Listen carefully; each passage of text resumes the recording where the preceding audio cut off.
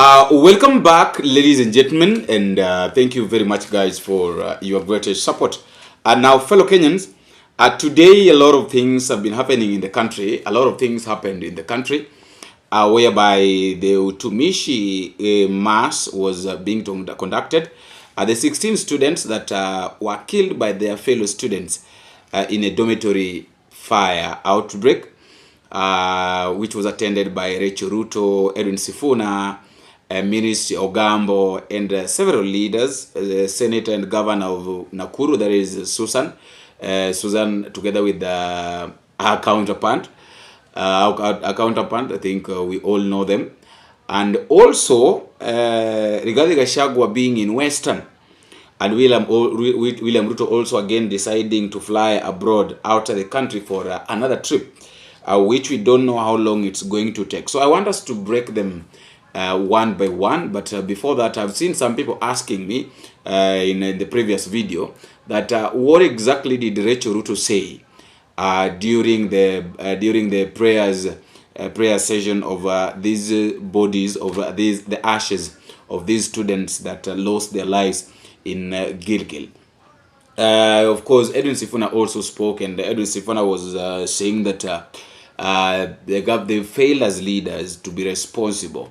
It was supposed to be the responsibility of leaders to make sure that things work out well for these students, but they have failed as leaders. As leaders, they've really failed. So I was there still asking myself that, okay, how have leaders failed? So I want you to listen to what Edwin Sifuna said. If at all maybe you missed what Edwin Sifuna said, this is what Edwin Sifuna said, and then I come back so that you can talk about more of this video. Thank you, Senator Sifuna. He's here. He came to condole with the Nakuru County, and maybe you can come and say hi to the people.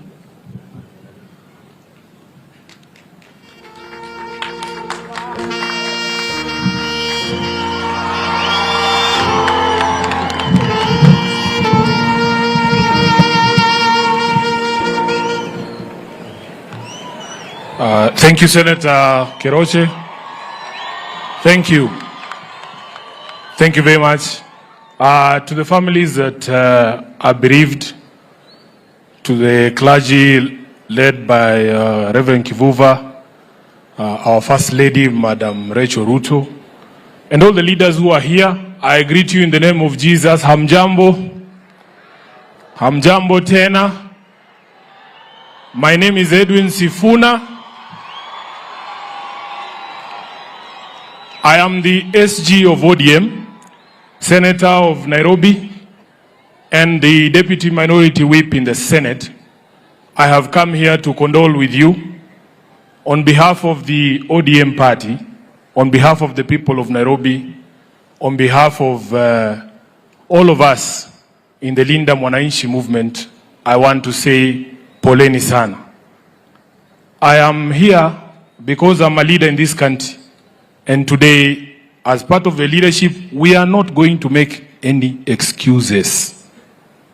I want to tender an unreserved apology to the families who have lost these 16 young souls for all the failures of leadership that ensured that this could not have been arrested. We have nothing to say but pole for everything that we have done or not done to eradicate these things. Reverend Kivuva, you have asked for how long must these things happen? These things have happened and gone on for far too long. And as a country and as a leadership, we now need to put this to an end. You have said, for how long must people cry across the country? We are asking ourselves, where is our God? Because all over Kenya is just kilio too, Reverend. For how long must Kenyans cry? And we are hoping that you, the people, are going to provide some solutions in the coming future.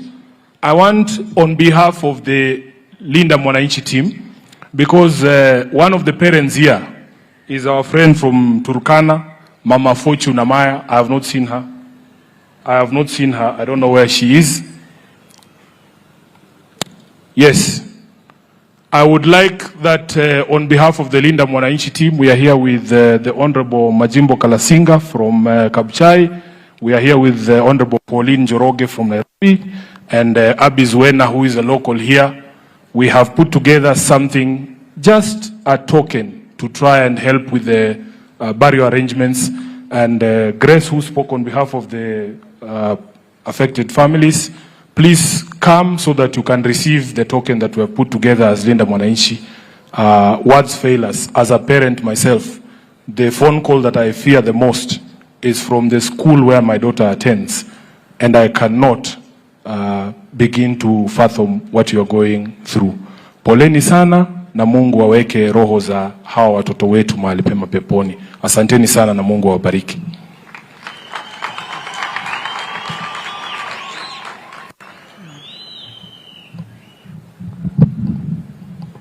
Thank you. I can now invite the woman rep of Kiambu to come and convey her condolence.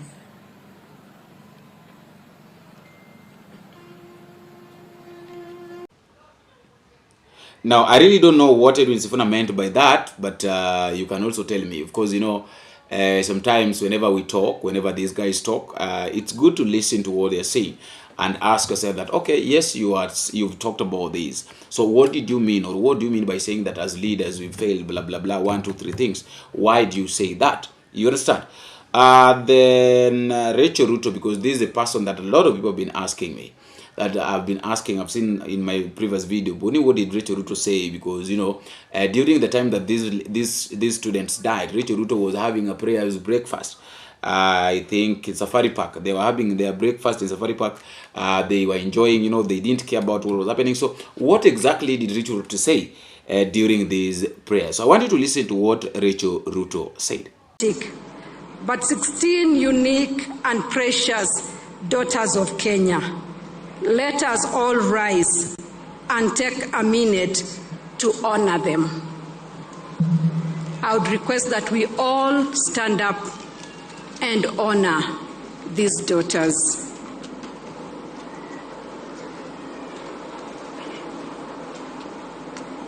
Thank you. We may be seated. As we mention their names today, Riku, the school captain of the Utumishi Girls Academy. Today, we gather with heavy hearts to honor and remember the 16 beautiful souls whose lives were tragically cut short in the devastating fire that struck our school. This day of sorrow, reflection, and remembrance, a day when we came together not only to mourn, but also to celebrate lives that touched our lives and reached our community. As students, we have lost more than classmates. We have lost sisters.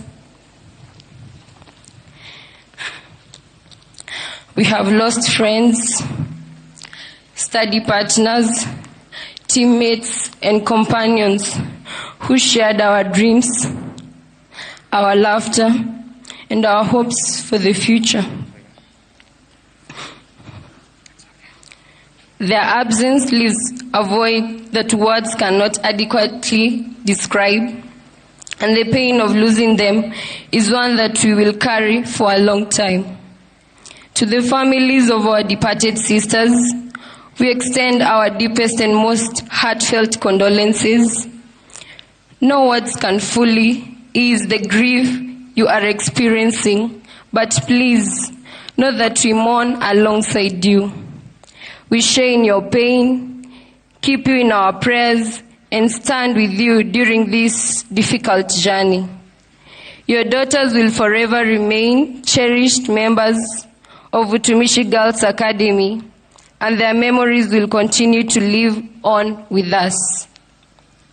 As we remember these 16 girls, we celebrate the lives they lived and the impact they made, their kindness, determination, talents, friendship, and unique personalities left a lasting mark on our school community.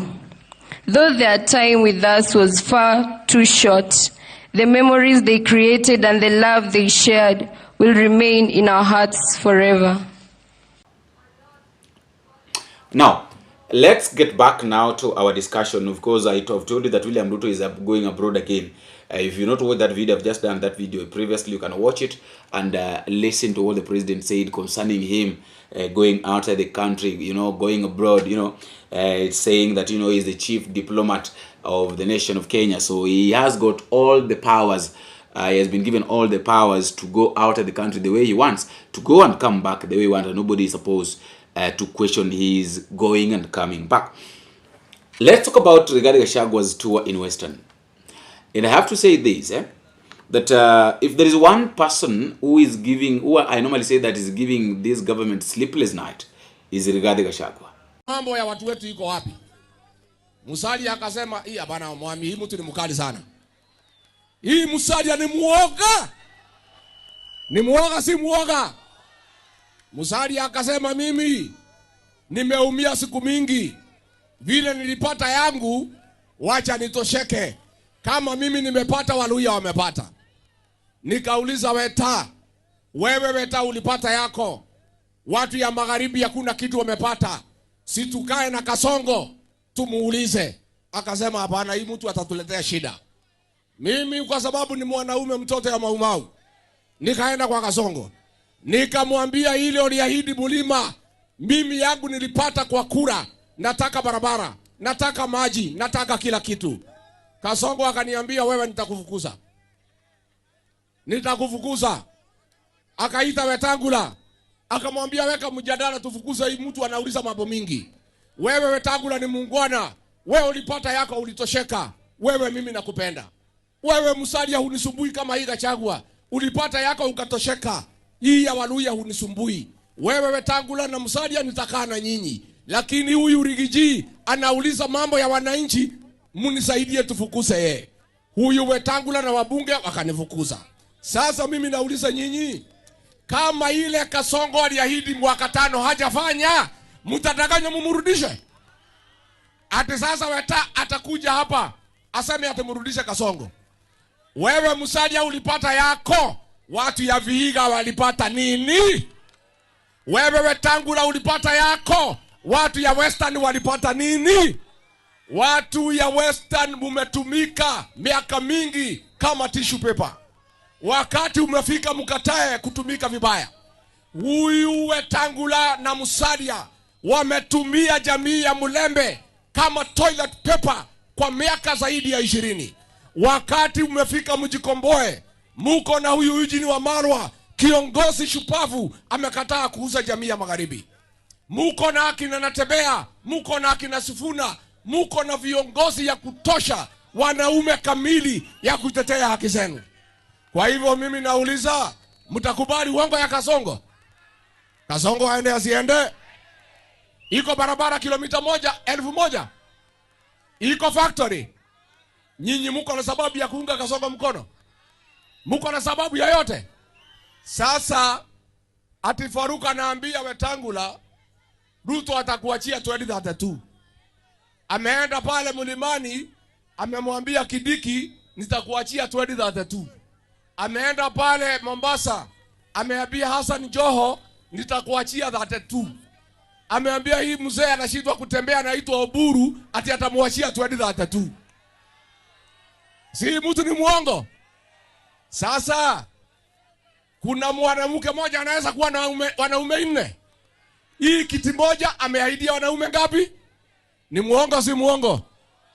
Wewe Kasongo, kabla huja kuja Western kuahidi kiti ya 2032, kabla huja kuja kuomba kura, ile ahadi uliweka kwa mkataba ya kilomita 1,100, kabla next year mwezi ya 8 kuja hapa ujenge rami kilomita 1,000 ndio uweze kuzungumza na hii Waluya. Waluya oi! Tumekubaliana? Tumekubaliana? Kasongo aende asiende? Mimi pale nyumbani nimeunganisha kura milioni 7. Pale Mulima 7 million. Pale Nairobi tumeunganisha milioni 3. Tukiweka pamoja 10 million. Tunataka watu ya Mulembe muunganishe kura milioni 5. Tuongeze na ile 10. Tushikane na ya Kalonzo milioni 3.5. tunataka huyu jamaa tumfukuse na kula milioni 20. Muko tayari? Muko tayari? Wangapi wanasema tutafute kiongozi mmoja, one presidential candidate? Tuko hapo? Mimi nauliza, tukisema ni huyu Eugene Wamalwa mtakubali? Tukisema ni Kalonzo Musyoka mtakubali? Tukisema ni Muturi mtakubali? Na wakisema ni Rigiji? Na wakisema ni Rigiji? Kwanza mimi wakisema ni mimi, huyo jamaa nitamkimbiza kama baisikeli ya kuibiwa. Sasa ati Faruk anaambia Wetangula Ruto atakuachia 2032. Ameenda pale mlimani amemwambia Kidiki nitakuachia 2032. Ameenda pale Mombasa ameambia Hassan Joho nitakuachia 32. Ameambia hii mzee anashindwa kutembea anaitwa Oburu ati atamwachia 2032. Si mtu ni muongo? Sasa kuna mwanamke mmoja anaweza kuwa na wanaume 4. Hii kiti moja ameahidia wanaume ngapi? Ni muongo si muongo?